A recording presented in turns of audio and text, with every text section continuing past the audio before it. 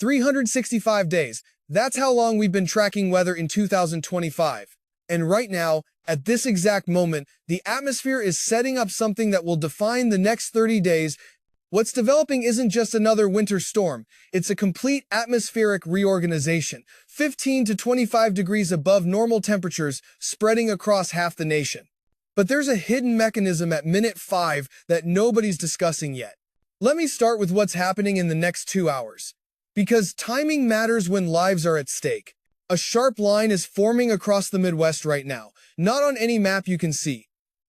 But it's there in the atmosphere.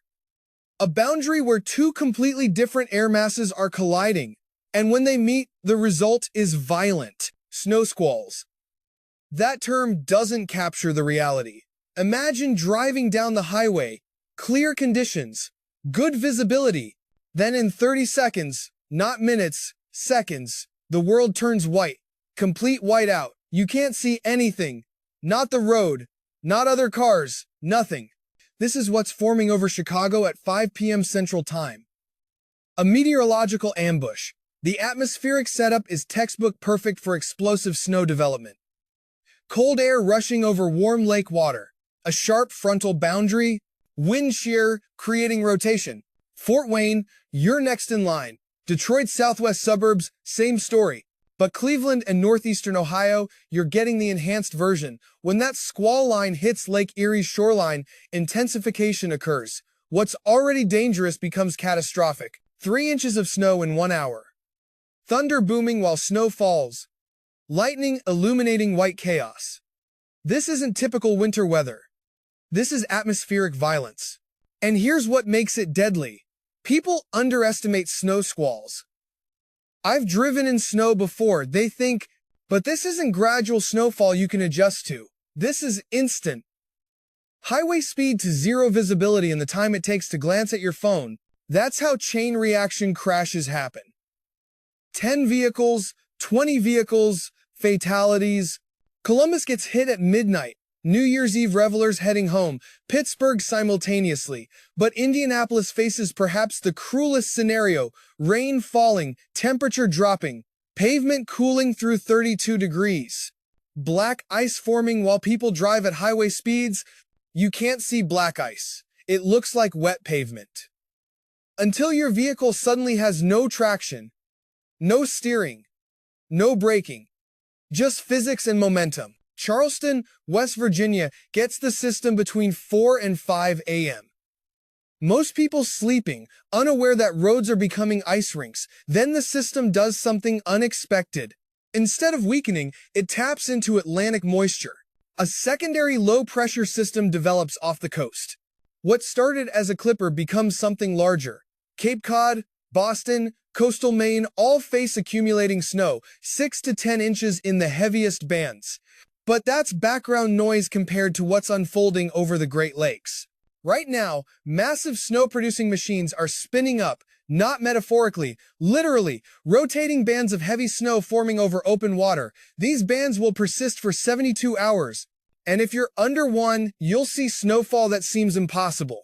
South of Buffalo, computer models show 23 additional inches. 23. On top of snow already on the ground, some locations could have 5 feet of total snow depth by Saturday evening. Here's why this is happening. The Great Lakes are running 10 to 15 degrees warmer than normal. Water temperatures in the upper 30s to low 40s. When Arctic air with temperatures near zero passes over this warm water, the temperature difference exceeds 40 degrees. That creates a heat engine. Moisture evaporates rapidly, air becomes unstable, massive convection develops, snowbands form and lock into position based on wind direction and terrain. West of Toronto, 13 inches coming, northern lower Michigan, 8 to 12 inches, upper peninsula, 15 plus inches. These aren't forecasts pulled from thin air. This is atmospheric physics playing out in real time. Now the cold. What arrives tomorrow morning will test every system designed to keep people safe and warm. 0 degrees in Milwaukee, 0 in Madison, 0 or below in Minneapolis, -5 in northern Minnesota. These are actual temperatures before calculating wind effects. Add wind and the numbers become frightening. -20, -25, -30. At these temperatures, human biology starts failing. Your body cannot maintain core temperature against this cold. Exposed skin freezes in under 10 minutes. Hypothermia risk begins in under 20 minutes. But here's what people don't realize about extreme cold. It's not just about survival. It's about everything breaking down. Car batteries fail, water lines freeze and burst. Natural gas demand spikes beyond system capacity. Infrastructure built for normal winters can't handle this. And for millions of people, this cold triggers genuine medical crises. Sinus cavities can't equalize pressure fast enough. Migraine sufferers face debilitating headaches. Joint inflammation flares. These aren't minor inconveniences. These are real physiological responses to extreme atmospheric conditions. Lexington, Kentucky drops to 30 degrees. That might sound mild compared to Minneapolis at 0. But Lexington isn't built for this. Homes lack proper insulation. People don't own winter clothing. What Minnesotans handle routinely becomes emergency in Kentucky. St. Louis, Indianapolis, Columbus all hit 15 degrees.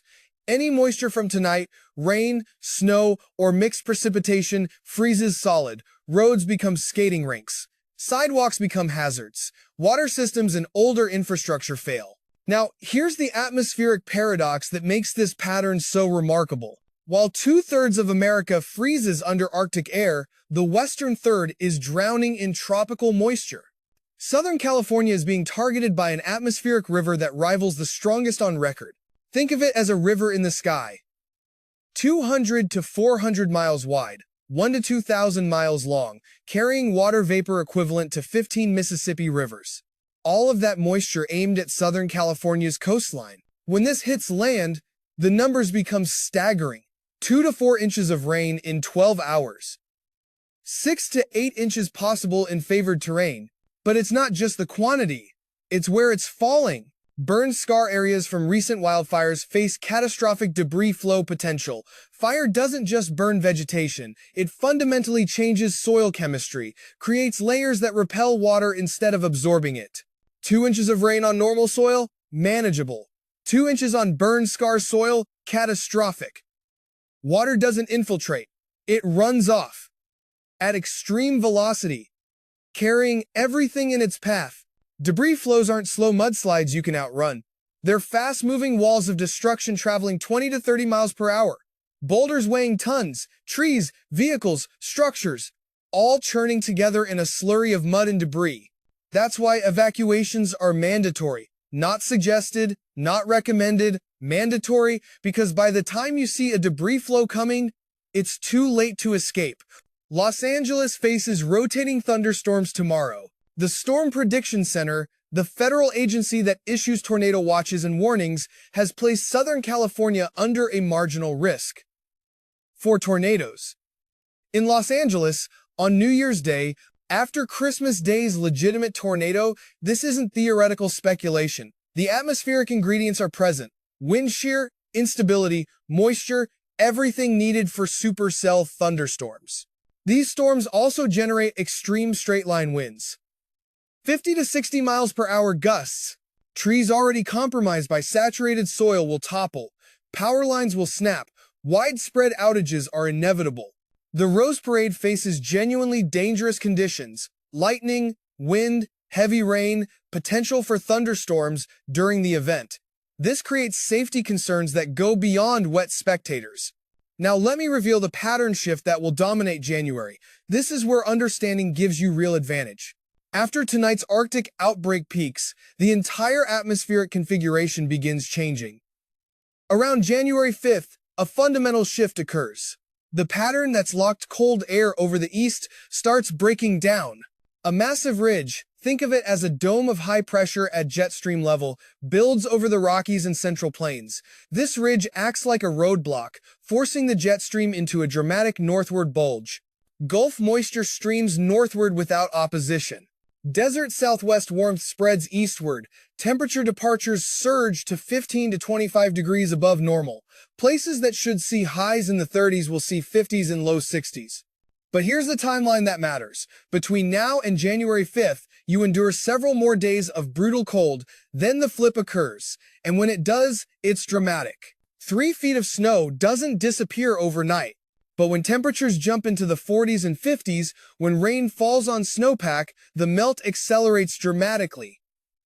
All that water has to go somewhere. Flooding potential develops in areas with frozen ground and deep snow. Then after January 8th, the pattern amplifies again. Computer models show deep troughs repeatedly diving from Canada, strong ridges building over the west. The jet stream stops flowing smoothly west to east. Instead, it develops extreme waves. Big dips south, big bulges north. This amplification generates powerful storm systems, multiple systems, various tracks, some bringing heavy snow to the Midwest and Great Lakes, others tracking farther south bringing ice storms, still others bringing severe weather to the deep south. And this is what exhausts people about modern winters: the unpredictability, the whiplash. 60 degrees Monday, 20 degrees Wednesday, your heating system runs constantly, energy bills spike. 2 days later, you're running air conditioning. Then back to heat. The financial drain is real. Your body can't adapt to these swings. Sleep disrupted, immune system stressed, chronic conditions flaring, sinus infections, respiratory issues, joint pain. The constant adjustment wears you down physically and mentally. You can't plan, can't prepare properly. Winter clothes one day, spring clothes the next. Snow shovel at the ready, then storing lawn furniture. The mental load accumulates. Why is this happening?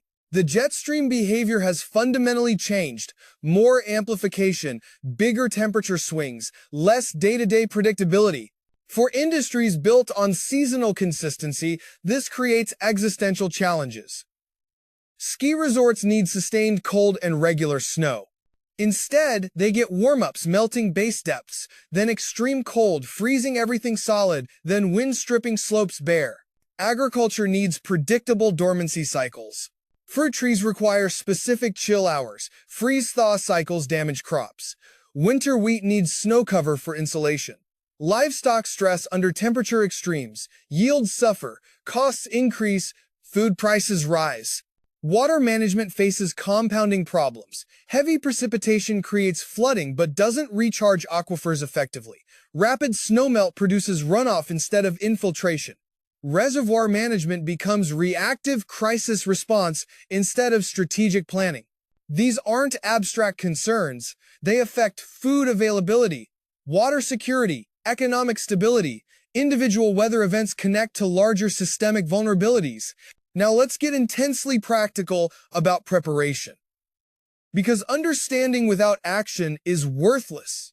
For tonight's travel across the Ohio Valley and Great Lakes, if you're driving when that squall hits, here's exactly what to do. Visibility will drop instantly. Do not panic. Do not slam brakes hard. Gradually reduce speed while maintaining forward momentum. Turn on hazard lights. If you can safely exit the roadway completely, not partially, do so immediately. Do not stop in active traffic lanes. More accidents result from stopped vehicles being rear-ended than from initial sliding. Keep moving slowly until you can safely exit. Better option: don't travel. Delay your trip. Reschedule your plans. Weather doesn't negotiate. Your life has value beyond any social obligation. For extreme cold survival, layering isn't optional, it's mandatory. Base layer of moisture-wicking synthetic material PHS, cotton kills in cold because it stays wet. Middle insulating layer of fleece or down. Outer shell that's windproof and water-resistant. Cover all exposed skin. Face masks. Goggles for extended exposure. Learn the medical warning signs: frostbite, numbness, white or grayish skin, hard waxy texture. Get inside immediately. Rewarm gradually using body heat or lukewarm water, never hot water, never direct heat from fires or heating pads. Hypothermia, shivering, confusion, drowsiness, slurred speech, loss of coordination, irrational behavior. This is life-threatening emergency. Call 911 immediately. Move person to warm location. Remove wet clothing. Warm center of body first, chest, neck, head, groin area. For livestock and outdoor animals, this isn't just about comfort, it's about survival. Shelter from wind is critical. Wind chill affects animals too. Deep, dry bedding, wet bedding provides no insulation, constant access to unfrozen water. This is non-negotiable. Animals cannot survive without water. Increase feed significantly. Digestion generates body heat. For California evacuations, mandatory evacuation orders mean leave immediately. Not when convenient. Not after packing everything. Now, debris flows give zero warning time. By the time you see or hear one approaching, escape is impossible. Have go bags prepared before orders arrive. Critical medications for minimum 72 hours, important documents in waterproof container, cash, ATMs may be down, phone chargers and backup batteries, change of clothes, essential personal items, no multiple evacuation routes, your primary route may already be blocked or gridlocked. Have backup plans. Have backup plans. Full fuel tank before evacuation orders issue. Gas stations will be overwhelmed or closed. For power outage preparation across all affected regions, assume outages will occur. Hope they don't. Prepare like they will. Charge all devices now to maximum capacity. Flashlights and fresh batteries in known accessible locations. Non-perishable food requiring no cooking or refrigeration. Manual can opener. Water supply. 1 gallon per person per day, minimum. If you use medical devices requiring electrical power, CPAP machines, oxygen concentrators, medication, refrigeration, have comprehensive backup plans. Generator with proper fuel supply. Battery backup systems. Alternate location identified in advance. For Great Lakes Snowbelt residents, 72 hours of complete supplies minimum. Not 24 hours, 72. When persistent lake effect bands lock in, roads close. Stores run out. Deliveries stop. Emergency services become overwhelmed. Food, water, medications, pet food, infant supplies if applicable, snow removal equipment serviced and ready, fresh fuel, oil checked, spare parts on hand, backup heating source if primary system fails. Communication devices fully charged. Battery-powered or hand-crank radio for weather updates. Understand cardiovascular risks of snow removal. Shoveling heavy snow in extreme cold is physically equivalent to intense exercise while breathing freezing air. Heart attack risk spikes dramatically. Take frequent breaks. Stay hydrated. Stop immediately if experiencing chest pain, shortness of breath, unusual fatigue, dizziness, or nausea. Snowblowers are safer if available. Service them now before the storm. Fresh gasoline. Oil level checked. Spare shear pins. Know how to safely clear discharge chute jams. Engine off. Tool used. Never hands. Now, the educational component about atmospheric dynamics that helps you understand what you're experiencing. Lake effect snow occurs when cold air passes over relatively warm, open water. The physics are straightforward. Water temperature might be 38 degrees. Air temperature might be 5 degrees. That 33-degree difference creates extreme instability. Moisture evaporates rapidly from the lake surface. Cold air can't hold much moisture, so it quickly becomes saturated. As this moisture-laden air moves inland and encounters rising terrain, it cools further. Water vapor condenses. Snow develops. The bands are narrow because they depend on precise wind direction and atmospheric layering. Slight shifts in wind direction move bands miles. That's why neighboring towns can have wildly different snowfall totals. The Great Lakes aren't frozen because they hold enormous heat capacity. Think of them as giant thermal batteries. They absorbed heat all summer and fall. That heat releases slowly through winter. Water temperature is still upper 30s to low 40s. Warm enough to fuel intense lake effect when Arctic air masses arrive. As winter progresses and lakes begin freezing over, lake effect production decreases because the moisture source gets cut off. Early winter often produces the heaviest lake effect because of maximum temperature contrast with open water. For atmospheric rivers, the science is equally fascinating. These are concentrated corridors of moisture that originate from tropical or subtropical regions. They form an association with strong low-pressure systems and tight pressure gradients.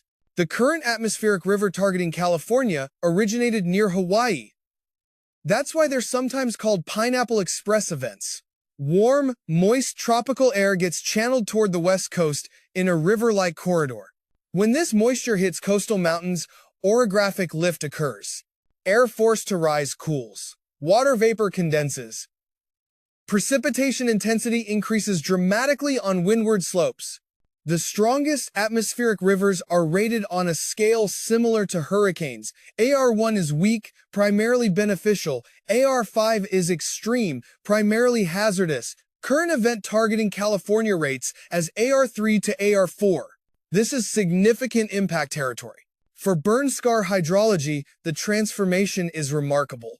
Wildfires heat soil to extreme temperatures. This vaporizes organic materials and creates waxy compounds that coat soil particles. The result is a hydrophobic NEC, water-repelling layer. Normal soil might absorb 90% of rainfall with 10% runoff. Burn scar soil might absorb 10% with 90% runoff. That 10-to-1 reversal transforms moderate rainfall into extreme hazard. Water accumulates rapidly on the surface, channels form and enlarge, soil and debris mobilize. What starts as sheet flow concentrates into channelized flow. Velocity increases, erosive power increases exponentially, debris flows develop. These flows carry everything: boulders, trees, vehicles, structures. They scour channels down to bedrock. They're among nature's most destructive geomorphic processes. That's why evacuation compliance is critical. For jet stream dynamics, current behavior reflects changing boundary conditions. The jet stream forms along temperature gradients between polar and tropical air masses. Stronger gradients produce faster jet stream winds in relatively straight west to east flow. Arctic warming is reducing polar to tropical temperature gradients. Weaker gradients allow the jet stream to meander more, bigger waves north and south instead of smooth progression. These amplified patterns create blocking highs that lock weather patterns in place and deep troughs that bring repeated storm systems. This explains the volatility we're experiencing. It's not random. It's atmospheric physics responding to changing conditions. Now, specific regional outlooks for January with honest probability assessments. Northeast. 80% confidence in very cold first 10 days with lake effect and clipper systems. 70% confidence in significant mid-month warm-up. 50% confidence in major winter storm third week as pattern shifts. Low confidence late month, high uncertainty. Mid-Atlantic. 75% confidence in cold early month. 80% confidence in temperature moderation second week. 40% confidence in winter weather potential third week. Pattern becomes more favorable but not guaranteed. Southeast. 85% confidence in cold snaps early month. 75% confidence in warming mid-month. 35% confidence in winter weather third week. Low probability but non-zero, including areas that rarely see snow. Midwest and Great Lakes, 90% confidence in persistent lake effect early month. 85% confidence in significant mid-month warm-up. 60% confidence in active late month with multiple systems, uncertainty high on exact tracks and precipitation types. Deep South. 70% confidence in early cold penetration. 75% confidence in mid-month severe weather potential as warmth returns. 50% confidence in ice potential across northern zones late month. West Coast. 85% confidence in continued atmospheric river activity early to mid-month. 65% confidence in drying trend late month. 70% confidence in improved mountain snow late January as pattern shifts cooler. Southwest. 80% confidence in active weather continuing into mid-month. Ongoing fire flood cycle concerns. 60% confidence in drying trend beginning late month. Plains. 75% confidence in early cold, 80% confidence in mid-month significant warm-up, 65% confidence in late-month stormy pattern with temperature volatility and multiple systems. These probabilities reflect genuine uncertainty. Weather forecasting isn't fortune-telling. It's probability assessment based on atmospheric physics and computer modeling. Understanding uncertainty helps make better decisions. For health management during volatile weather patterns, recognize these as legitimate medical concerns requiring proactive management. Sinus issues. Begin preventive care now. Regular saline nasal rinses. Adequate hydration. Dehydration thickens mucus. Humidification of indoor air. Anti-inflammatory support as recommended by healthcare provider. Avoid additional irritants like smoke or strong chemicals during high-pressure change periods. Joint pain. Maintain regular activity. Immobility worsens symptoms. Heat therapy for temporary relief. Anti-inflammatory medications under medical guidance. Consider barometric pressure tracking to identify personal triggers. Migraines. Identify and track weather-related triggers. Preventive medications if recommended by neurologist. Avoid additional triggers. Certain foods. Lack of sleep, stress during high-risk weather periods. Have rescue medications readily available. Respiratory issues. Asthma and bronchitis often flare during rapid temperature and humidity changes. Have rescue inhalers readily accessible. Monitor symptoms closely. Avoid outdoor exposure during temperature extremes. Maintain consistent indoor temperature and humidity. For financial planning, budget specifically for weather volatility. Extreme weather costs money in predictable ways. Heating bills spike during cold snaps, cooling costs increase during warm-ups, emergency repairs, lost work time, transportation disruptions. Building financial buffer specifically for weather-related expenses reduces stress when they inevitably occur. For mental health considerations, recognize weather-related impacts as legitimate. Seasonal affective disorder intensifies during volatile patterns. Weather-related anxiety is real. Constantly monitoring forecasts, worrying about upcoming weather, disrupted routines. Seek support when needed. Light therapy, counseling, medication if appropriate. You're not alone in experiencing these challenges. The bottom line synthesis: immediate life-threatening danger tonight and tomorrow from snow squalls, extreme cold, and California atmospheric river. Quieter pattern early next week providing brief respite. Major warm-up mid-month creating snowmelt flooding potential. Active, volatile late January with multiple significant weather events and high uncertainty on exact impacts. Your preparation determines your outcome. Knowledge without action provides no protection. Act on this information now. Prepare comprehensively for worst-case scenarios. Stay continuously informed through multiple reliable sources. Remain flexible in planning. Prioritize safety consistently over convenience. This is modern winter reality. More extreme temperature swings, less day-to-day predictability, higher impact events, but entirely survivable and manageable with proper understanding and thorough preparation. Stay safe, stay informed, stay prepared.